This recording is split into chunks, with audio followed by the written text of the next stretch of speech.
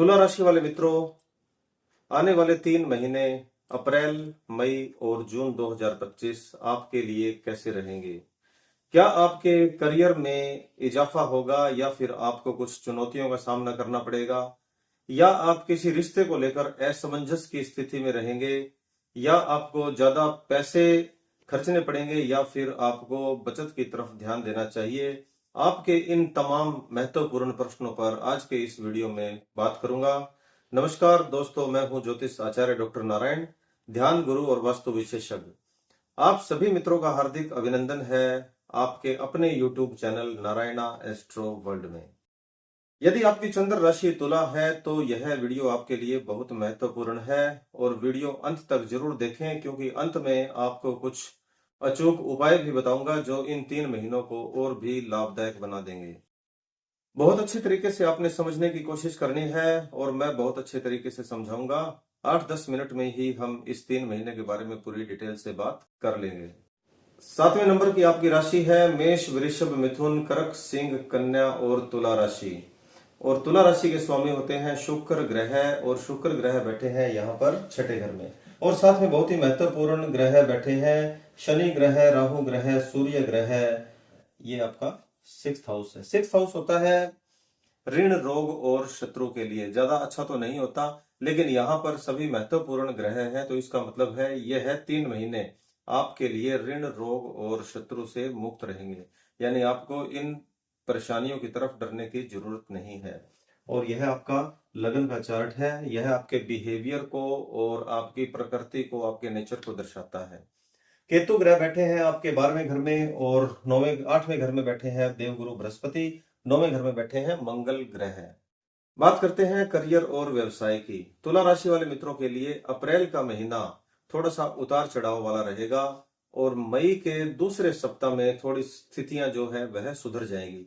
खास तौर पर उन लोगों के लिए जो किसी नई परियोजना पर काम कर रहे हैं, नया प्रोजेक्ट पर काम कर रहे हैं। बिजनेसमैन लोगों के लिए मई का जो महीना है वह थोड़ा उत्तम रहेगा।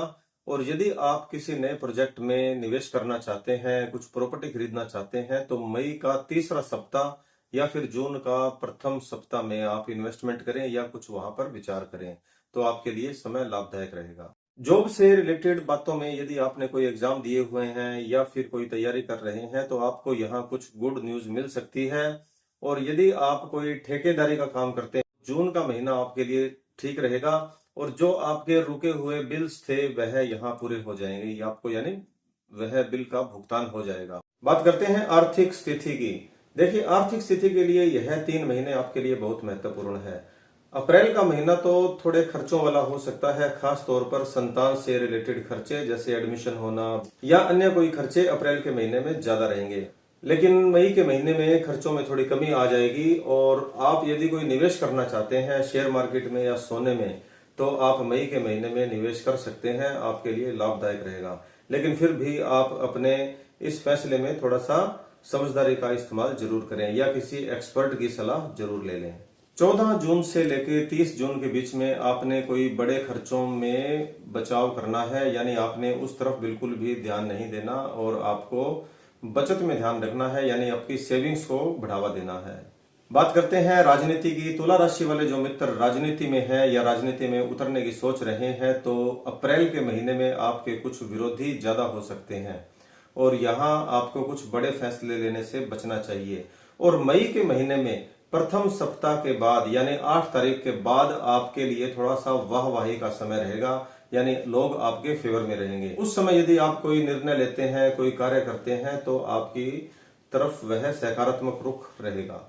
यदि कोई सामाजिक कार्य आप करते हैं, तो जून के महीने में वह कार्य कंप्लीट होने की या शुरुआत होने की कुछ उम्मीदें बन जाएगी, जिससे आपको लोगों में या पब्लिक में आपकी तरफ सकारात्मक रुझान रहेगा।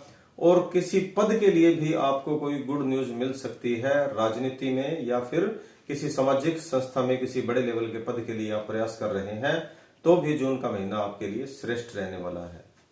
बात करते हैं लव एंड रिलेशनशिप, प्रेम के जीवन के बारे में।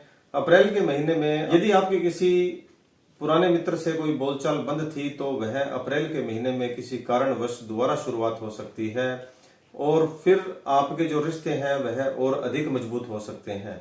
और मई के महीने में आपके यदि कोई साथी हैं तो आपका रिश्ता विवाह के स्तर तक पहुंच सकता है। आप अपनी बात को आगे बढ़ा सकते हैं। जून का महीना भी आपके लिए लाभदायक रहेगा। यदि आप अपने परिवार में किसी रिश्ते की बात को लेकर आगे बढ़ाते हैं तो आपके लिए समय पॉजिटिव रहेगा, लेकिन यहाँ आपको थोड़ा आर्ग्यूमेंट से बचना होगा। यहाँ पे आपको क्रोध अधिक रहेगा और कुछ शक होना या बिना सोचे समझे कुछ मुंह से अचानक ही निकल जाना, इन बातों का थोड़ा सा डर रहेगा, जिससे आर्ग्यूमेंट होने से आपके रिश्तों में थोड़ी दूरियां भी आ सकती है। इसलिए आपने सचेत रहना है और शांत रहना है। बात करते हैं वैवाहिक जीवन की। तो वैवाहिक जीवन के लिए यह 3 महीने आपके लिए संतुलित रहेंगे और अच्छे रहेंगे।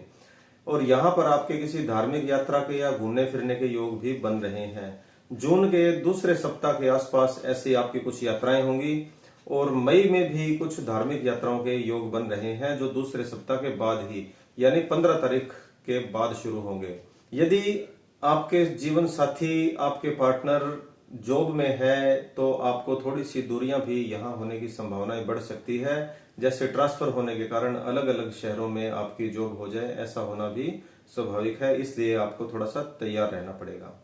स्वास्थ्य और मानसिक स्थिति की बात करते हैं तो यह 3 महीने आपके लिए लगभग सामान्य जैसा ही रहेंगे। देखिए, यदि आपको कोई पुरानी बीमारी चल रही है तो उसमें ना तो स्थिति में सुधार आएगा और ना ही वह स्थिति ज्यादा बिगड़ेगी, क्योंकि ऋण रोग वाला जो स्थान है उसमें शनि ग्रह और राहु ग्रह भी बैठे हैं और साथ में अच्छे ग्रह भी बैठे हैं। तो जो दोनों का पलड़ा है ना वो बरोबर रहेगा। और कुछ मौसमी तकलीफ है जो समय के साथ होती है, उनमें आपको कोई नुकसान वाली मुझे यहाँ दिखाई नहीं दे रहा। और मानसिक स्थिति आपकी सामान्य रहेगी। और लगन के जो हाउस है उसमें कोई ऐसा ग्रह बैठा भी नहीं है जो आपको मानसिक परेशानी देता हो। फिर भी मैं आपको यहाँ कुछ मेडिटेशन, योगा और वॉक करने की सलाह देता हूँ। कुछ खाने पीने का आप विशेष ध्यान रखें जिससे आपका यह समय और भी उत्तम बना रहे। बात करते हैं महत्वपूर्ण टॉपिक यात्रा और वाहन के लिए। हर किसी का सपना होता है कि नया वाहन खरीदें और बहुत से तुला राशि वाले मित्र, बहुत से, हर किसी तुला राशि वाले की बात नहीं कर रहा क्योंकि यह जन्म पत्रिका पर भी निर्भर करता है। तो बहुत से तुला राशि वाले मित्र हैं, नया वाहन खरीदने की सोच रहे हैं। तो मई के लगभग 18 मई 19 मई के आसपास के बाद आपके लिए यह सपना साकार हो सकता है और आपका नया वाहन, घर का नया सदस्य घर में आ सकता है। यात्रा की बात करें तो जून में कुछ यात्राएं हो सकती है, मैंने पहले भी वीडियो के बीच में बता दिया था। बात करते हैं कुछ महत्वपूर्ण अचूक उपायों की जो इन 3 महीनों को आपके लिए और भी लाभदायक बना देंगे। नंबर 1, आपने शुक्र का बीज मंत्र 108 बार हर रोज जाप करना है। ओम द्राम द्रीम द्रोम से शुक्राय नमः। शुक्रवार और बृहस्पतिवार के दिन जल में थोड़ी सी हल्दी यानी 1 चुटकी आप हल्दी मिलाएं और उसके बाद स्नान करें और हल्दी का ही तिलक लगाएं, जिससे आपके मान सम्मान में, जॉब में, व्यापार में वृद्धि मिलेगी। हनुमान चालीसा का पाठ हर रोज करना है। यदि आप मंगलवार के 21 व्रत कर लेते हैं और व्रत के बाद उद्यापन करें तो आपके लिए ज्यादा अच्छा रहेगा। कारण भी बता देता हूं, आपका जो 9वां घर है उसमें मंगल ग्रह बैठे हैं और मंगल ग्रह होते हैं फायर प्लेनेट यानी भूमि के देवता। आप जमीन का कोई सौदा करना चाहते हैं, कोई प्रॉपर्टी खरीदना चाहते हैं, काफी समय से आप कुछ प्रॉपर्टी में इन्वेस्टमेंट करने की सोच रहे थे या नया घर बनाने की सोच रहे थे, तो वह आपके भाग्य स्थान में मंगल ग्रह है, वह इन सपनों को साकार कर सकते हैं। इसलिए मंगलवार के व्रत करें और हनुमान चालीसा का पाठ अवश्य करें। आज के वीडियो में इतनी ही बात करेंगे। कैसी लगी आपको यह वीडियो कमेंट में आप जरूर बताइएगा। यदि वीडियो पसंद आई है तो कमेंट करें, लाइक करें, शेयर करें, अपने मित्रों रिश्तेदारों को जरूर भेजें और बेल आइकन का जो नोटिफिकेशन है वह जरूर दबा दें और कमेंट में लिख दीजिए ओम नमो नारायण।